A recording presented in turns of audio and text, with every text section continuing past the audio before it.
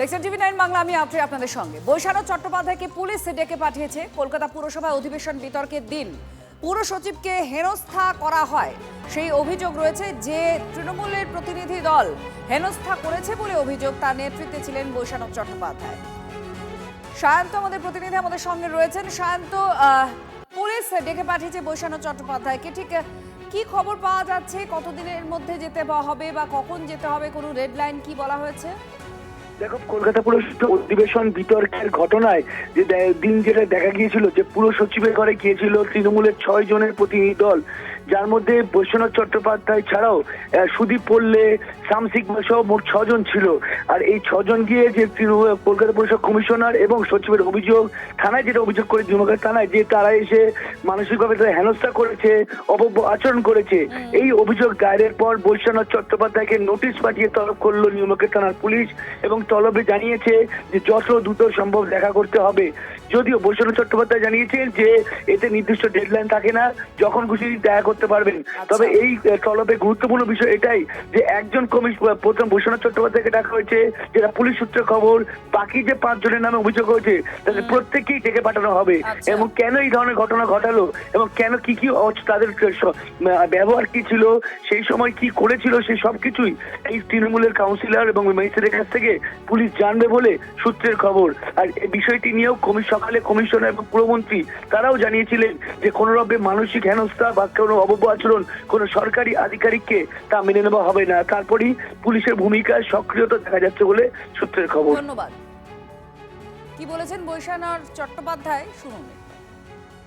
আমার বক্তব্য যে বাক স্বাধীনতা আছে, আমি মেয়র পরিষদ, আমার অধিকার আছে যে পৌর অধিবেশন আমি থাকতে এসেছি, আপনি পৌর অধিবেশনের হলটা খুলে দিন।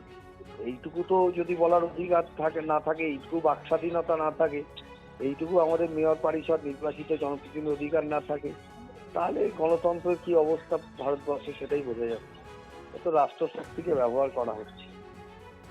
পুরো কমিশনার স্মিতা পান্ডে তার বক্তব্য এবার শোনাবো, কারণ হেনস্থার অভিযোগ করা হয়েছে। আর সেই অভিযোগ, পুর সচিবকে হেনস্থা করা হয়েছে, এই অভিযোগের পরেই তলব করা হয়েছে বৈশ্বনাথ চট্টোপাধ্যায়কে। কি বলছেন পুরো কমিশনার, শুনুন। সেদিনকে সেক্রেটারির ঘরে যে গন্ডগোল হয়েছিল, কোনো অভিযোগ আপনারা দায়ের করেছেন? হ্যাঁ, পাবলিক সার্ভেন্টের গায়ে হাত দিলে ডেফিনেটলি করেছি। বৈশ্বনাথ চট্টোপাধ্যায় কি সেই মিস্টার চ্যাটার্জি যার কথা রবিবার সকালে বলেছিলেন অগ্নিমিত্রা পাল? শুনুন পুরমন্ত্রী ঠিক কি ইঙ্গিত দিয়েছিলেন। সেখানে আমার সচিব, যিনি সেদিনকে প্রথম দিন জয়েন করেছেন, তার গায়ে তাকে হেকেল করা, আমরা কিন্তু এর এগেনস্টেও অ্যাকশন নিচ্ছি। আমরা মিস্টার পোলে, তাকে কালকে অ্যারেস্ট করা হয়েছে, এবং মিস্টার চ্যাটার্জি, তাকেও অ্যারেস্ট করার আমরা নির্দেশ দিয়েছি। আপনি যেই হন না কেন, আপনি কাউন্সিলর হন, বিধায়ক হন, আপনি সাংসদ হন, আপনারা যদি মনে করে থাকেন আপনারা বিরোধী বলে আপনারা সরকারি আধিকারিকের গায়ে হাত দেবেন, হেকেল করবেন, পুলিশকে মারবেন, এই সরকার কিন্তু সেটা বরদাস্ত করে ক্রমশ প্রকাশ্য। বাংলার জনাদেশ এখনো মানতে পারছেন না মমতা বন্দ্যোপাধ্যায়, এখনো হার হজম করতে পারছেন না। হারার পর থেকে সেই একই গাওনা মমতা বন্দ্যোপাধ্যায়ের। ভবানীপুর থেকে ফলতা ভরাডুবির পর সেই একই ভোট লুটের অভিযোগ। কেন্দ্রে আমি যখন খবর পেয়ে গেছি, আপনারা আমাকে যে রাউন্ডগুলোতে আমি এগিয়েছিলাম 13,000 ভোটে, আপনারা, আমি দেখেছি যিনি এখন গদিতে বসেছেন তার নাম করতে আমার ভালো লাগে না, তাকে আমরা অনেকদিন ধরে চিনি। তিনি নিজে বসে লুট করছিলেন, ডেটা সেন্টারে বসে আমি নিজে দেখে এসেছি। আমাকে ঘাড় ধাক্কা দিতে দিতে তাড়িয়ে দেওয়া হয়েছে, হলের বাইরে বের করে দেওয়া হয়েছে। সিআরপিএফ আর বিজেপির কর্মীরাও আমি শুনেছি পুলিশের ড্রেস পরে, সিআরপিএফ এর ড্রেস পরে ভেতরে বসেছিল। আর যারা ডেটা সেন্টারে বসেছিল তারা কিন্তু সবটাই বিজেপির আইটি সেন্টারের লোক ছিল। তারপরে রেজাল্টটা ডিক্লেয়ার করেছে, জেতার জায়গায় হারা, হারার জায়গায় জেতা। এই পাশাটাই উল্টেছে প্রায় 150 সিটে, এবং সেটা না হলে আমরা 220 থেকে 230টা সিট পেতাম।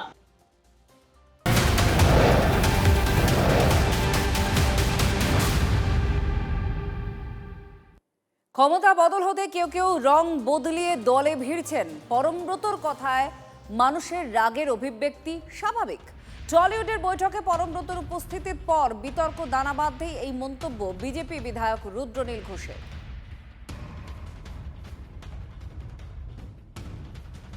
দায়িত্ব বা ক্ষমতা চলে যাওয়ার পর থেকে তাদের মধ্যে কিছু কিছু লোকজন এখন ভোল পাল্টে এই অরাজকতার মধ্যে ভিড়ে পড়ছেন, রং চেঞ্জ করে ভিড়ে পড়ছেন।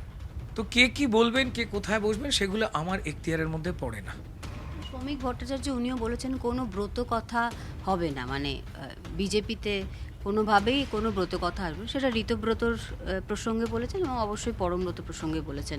মানে এই বিষয়টা কেন উঠে আসছে, মানে বিজেপির মধ্যে এই বিষয়টা কেন, এই বার্তাটা কেন যাচ্ছে সেখানে? এটা আমার নিজের এটা মনে হয়েছে। আমার মানে তার পরের দিন আমার নিজের একটা জায়গায় মনে হলো যে কয়েকজন খুব ভয় পেয়ে গেছেন। ঠিক আছে, কি ভয় পেয়েছেন? মানে এটা যে সরকার নির্দেশিত সুন্দর সিস্টেম তৈরি করবার টেকনিশিয়ানদের আহ্বানে তৈরি হওয়া একটা যে মিটিং, এবং সেখানে সবার মতো এরাও এক একজন যে টেকনিশিয়ানস, সেটা না অনেকে ভুলে গেছেন বা গুলিয়ে ফেলেছেন। তাদের মনে হয়েছে যে এই বিজেপির বিরুদ্ধে যারা বিভিন্ন রকম সময় বিষোদ্গার করা, যারা আমরা লড়াই করতাম এই অরাজকতার বিরুদ্ধে, আমাদের মতো বহু জন যারা এই সংস্কৃতি জগতে লড়াই করতাম, তাদের যারা গালমন্দ করা, বিজেপিকে নিয়ে অসম্মানজনক কথা বলা যারা বলেছেন, তাহলে তারা ওই মিটিংয়ে পৌঁছেছেন এবং সেখানে আমি রয়েছি। তার মানে কি এটা তারা কি বিজেপিতে জয়েন করার চেষ্টা করছেন? এরকম একটা ভুল ভেবে ফেলেছিলেন এবং তাদের যে আশঙ্কা সেটা একটা আবেগ থেকে তারা ভেবেছেন। মানুষ পরমব্রত যদি বিভিন্ন কথাবার্তায় ব্যথিত হন, দুঃখ পান এবং তার বিভিন্ন কথাবার্তায় যদি কারো রাগ যন্ত্রণা হয়, তা তো তারা অভিব্যক্তি তাদের জানাবেনই। এবং সে কারণেই তো বোধহয় আইনি পদক্ষেপ নেওয়া হয়েছে পরমব্রতর এগেন্স্ট। হ্যাঁ, কোন একটি টুইট সে করেছিল, সেই টুইটে কি বিশ্ব রগরানি দিবস ঘোষিত হোক, তাতে স্বস্তিতে মুখার্জির কমেন্ট ছিল, সেটা নিয়ে কেউ মামলা করেছেন। আইনের পথে ঠিক যেভাবে চলতে চায় মানুষ, তার যে অভিব্যক্তি, তার যে কষ্ট, তার যে রাগ ব্যক্ত করবেই। আবার তৃণমূলের জল হাওয়ায় বিকশিত হতে চান বিকাশ বাবুরা। তৃণমূল জমানায় পুলিশি নিষ্ক্রিয়তা, অরাজকতা দেখেও নীরব ছিল বামেরা। এমনকি নিজেদের দলের কর্মী হরগোবিন্দ দাস, চন্দন দাসের খুন হলেও হত্যাকারীদের নিয়ে কিছুই বলেনি সিপিএম। দুর্নীতি মামলায় অদিতি মুন্সি, দেবরাজ চক্রবর্তীর হয়ে বিকাশ রঞ্জন ভট্টাচার্যের হাইকোর্টে সওয়াল করা নিয়ে এইভাবেই বিদ্রুপ করলেন রুদ্রনীল ঘোষ। বিকাশবাবু বিকশিত হতে চান তৃণমূলের জল হাওয়ায়, বিকাশ বাবুরা। এটা তো নতুন কোনো কিছু নয়। কিভাবে মুখ্যমন্ত্রী চুপ ছিলেন তদানীন্তন মুখ্যমন্ত্রী মমতা বন্দ্যোপাধ্যায়, পুলিশকে নিষ্ক্রিয় করে রেখে দিয়েছিলেন, তা কেউ ভোলেনি। এবং সে সময় বামেদের ভূমিকা কী ছিল, শুধুমাত্র তাদের পার্টি কমরেড বলে, কারণ হরগোবিন্দ দাস আর চন্দন দাস তো ভারতীয় জনতা পার্টির কর্মী ছিলেন না, তারা সিপিআইএম করতেন। মোহাম্মদ সেলিমেরা শুধু তাদের বাড়িতে চলে যান, কিন্তু কারাই মারল তাদের বিরুদ্ধে একটাও যে কথা বলেননি, সেটা মহেশতলা হোক, মোথাবাড়ি হোক, আমরা কেউই ভুলিনি। এই অরাজকতা থাকার জন্য এদের কি ভূমিকা ছিল বিকাশ বাবুদের, তৃণমূলকে বাঁচিয়ে রাখতে কি কি ভূমিকা ছিল, আইনের দোহাই দিয়ে সেটা জানতে কারুর বাকি নেই। বামেদের কাজ কি, বিকাশবাবু যে ব্যবহার, যে কাজ, সেটা বামেদের কাজ। এ তো আর নতুন কোনো কিছুর জায়গা না। তো এই ক্রাইম করা যারা, তাদেরকে বাঁচানোর জায়গায় এগিয়ে যেতে তাদের কোনো অসুবিধাও হয় না, তাদের পার্টিও কোনো কিছু আটকায় না। যখন দেখে যে বদনাম একটু বেড়ে যাচ্ছে, মানুষ চেঁচাচ্ছে, তখন একটা মিথ্যে বোঝাতে ও আমাদের কেউ নয়, পিস্তুত ভাই হয় টাইপের একটা আচরণ। এটাই বামেরা, এটাই সিপিআইএম, এটাই তাদের চরিত্র। এবং টেলিভিশন চ্যানেলে বসে তারা সুললিত ভাষায় আবার মিথ্যে বোঝাবার চেষ্টা না করলেই ভালো হয়।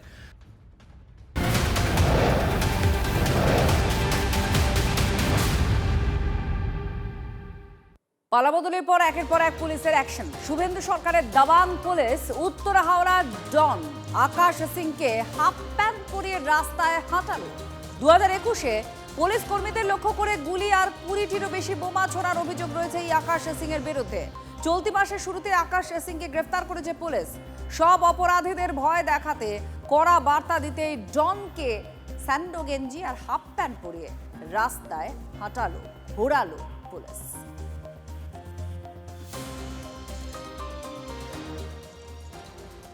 সুব্রত আমাদের সঙ্গে রয়েছেন, আমাদের প্রতিনিধি সুব্রত। এই দৃশ্য কি ভয় ধরানোর জন্য অপরাধীদের? একেবারেই দেখো, প্রধানমন্ত্রী নরেন্দ্র মোদী যেটা বলেছিলেন, ভয় আউট ভরসা ইন। বিজেপি সরকার ক্ষমতায় আসতেই সেই প্রতিশ্রুতি কার্যকর করছে পুলিশ। এবং এই উত্তর হাওড়ার ডন 2021 সালের পর থেকে একাধিক অপরাধমূলক কাজ, পুলিশকে লক্ষ্য করে গুলি চালানো এবং যেমনটা তুমি বললে 20টিরও বেশি বোমা ছোড়ার অভিযোগ এবং নানান অপরাধ কাজের সঙ্গে যুক্ত থাকা এই আকাশ সিংকে মালিপাঁচগড়া থানার পুলিশ, হাওড়া সিটি পুলিশ তাকে কিন্তু এই আন্ডারওয়্যার এবং স্যান্ডো গেঞ্জি পরিয়ে এলাকায় ঘোরালো এবং যেসব জায়গায় সে এই দুষ্কর্ম ছিল সেই সব জায়গায় ঘটনার পুনর্নির্মাণে নিয়ে গেছিল। দিনের আলোতে একেবারে উত্তর হাওড়া যেখানে যে ডন রাজত্ব চালাতো, সেই ডনকে দিনের বেলায় ছোট ছোট চুল কাটা, মাথায় ঝুঁটি উধাও এবং বলতে পারে মাথা কামিয়েই ঘোরানো, কোমরে দড়ি পরিয়ে, যাতে করে একটা স্ট্রং মেসেজ পুলিশ দিতে চেয়েছে আগামী দিনে যারা দুষ্কৃতিমূলক কাজকর্মের সঙ্গে যুক্ত থাকবে তাদেরকেও ঠিক এইভাবে ব্যবস্থা নেওয়া হবে। ধন্যবাদ সুব্রত। এই মুহূর্তে বেলেঘাটার ছবি দেখাবো। সেখানে তৃণমূলের পার্টি অফিসের বাইরে বিক্ষোভ দেখানো হচ্ছে আর তুমুল হট্টগোলের একটা পরিস্থিতি তৈরি হয়ে রয়েছে। আর এর ভেতরে বিধায়কও রয়েছেন, কুণাল ঘোষ। পার্টি অফিসের ভেতরে আর বাইরে বিক্ষোভ চলছে, তুমুল একটা হই হট্টগোলের পরিস্থিতি তৈরি হয়েছে। ঠিক কি হয়েছে, কেন হয়েছে, সেখানকার ছবি আপনাদের সামনে তুলে ধরছি। আরো একবার আপনাদের জানিয়ে রাখি, বেলেঘাটায় তৃণমূলের যে পার্টি অফিস, সেই পার্টি অফিসের বাইরে বিক্ষোভ দেখানো হচ্ছে, ভেতরে বিধায়ক কুণাল ঘোষ।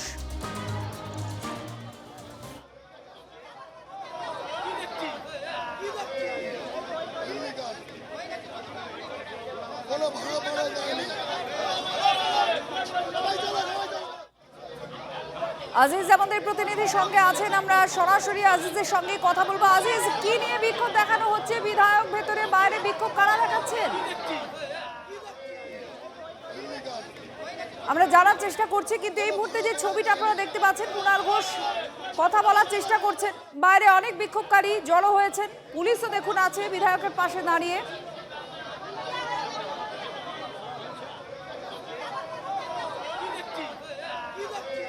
টিএমসির পার্টি অফিস, সেই পার্টি অফিসের ভেতরে বিধায়ক, বেলেঘাটার বিধায়ক হাজির, আর বাইরে বিক্ষোভ দেখানো হয়েছে, অনেকে জড়ো হয়েছেন।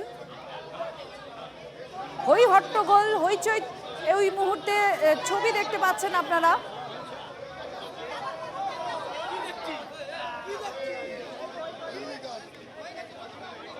তৃণমূলের পার্টি অফিসের ভেতরে বিধায়ক বসে আছেন আর বাইরে বিক্ষোভ দেখাচ্ছেন। আজিজ আমাদের সঙ্গে রয়েছেন। আজিজ, এরা কারা যারা বিক্ষোভ দেখাচ্ছেন? ভেতরে বিধায়ক আছেন, বাইরে পার্টি অফিসের বাইরে কারা দেখাচ্ছেন বিক্ষোভ?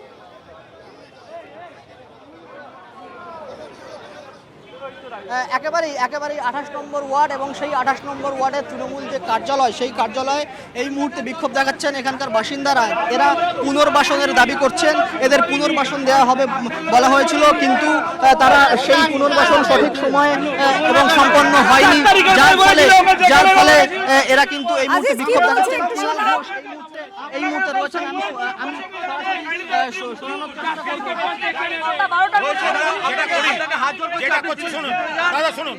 যেটা হয়েছে আমাকে আমার আরেকটা কথা উনি কি বলতে গেলেন আমি পুরো শুনিনি। ওনারা বলছেন যে কিছু ওনাদের রেডি হয়েছে কয়েকটা ঘর ইত্যাদি। আমি বলেছি আপনি কালকে এসে পয়সাটা দেখুন দাদা, আপনাকে হাত জোড় করছি, কালকে এসে আপনি তো বললেন 12টার সময় আসবেন। আমি তো বললাম সুকেশ বাবু আসবে, আমি কেন বলবো? আমার যেখানে বিধানসভা অ্যাপয়েন্টমেন্ট, আমি বলেছি কালকে 12টাটা সুকেশ বাবু আসবে, উনি জানেন। আর তারপরেরটা আমি আসবো। আর তারপরে কতদিন পর আসবেন? কালকে যেদিনকে আপনারা ঠিক করবেন মিটিংটা, সুকেশ বাবুর সঙ্গে বসে আপনারা ঠিক করবেন। ঠিক আছে, সুকেশ বাবু তো ঠিক করে নিচ্ছি। আরেকটা হচ্ছে আমি চলুন এবার চলুন। অর্থাৎ বুঝতেই পারছো, এরা কিন্তু বাসস্থান পুনর্বাসন সেই দাবি এরা করছেন এবং সেই দাবি নিয়ে কিন্তু এই বিক্ষোভ। যারা ওখানে জড়ো হয়েছেন একটু আজিজ তাদের কথা একটু শোনাও। কেন পুনর্বাসন চাইছেন, কিসের পুনর্বাসন চাইছেন? যারা ওখানে বিক্ষোভ দেখাচ্ছেন একটু তাদের কথা যদি শোনা যায়।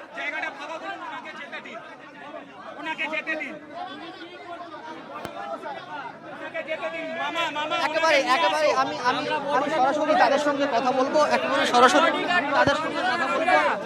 দাদা এই মুহূর্তে আপনারা আপনারা দাদা হয়ে গেছে, চলুন না, হয়ে গেছে, হয়ে গেছে, কথাবার্তা হয়ে গেছে। দাদার সাথে কথা হয়েছে যে নেক্সট মিটিংটা আজ কালকের মিটিংটা হবে সুকিত বাবুর কাছে, যে কেএমডি এর আজকে দায়িত্বে আছে।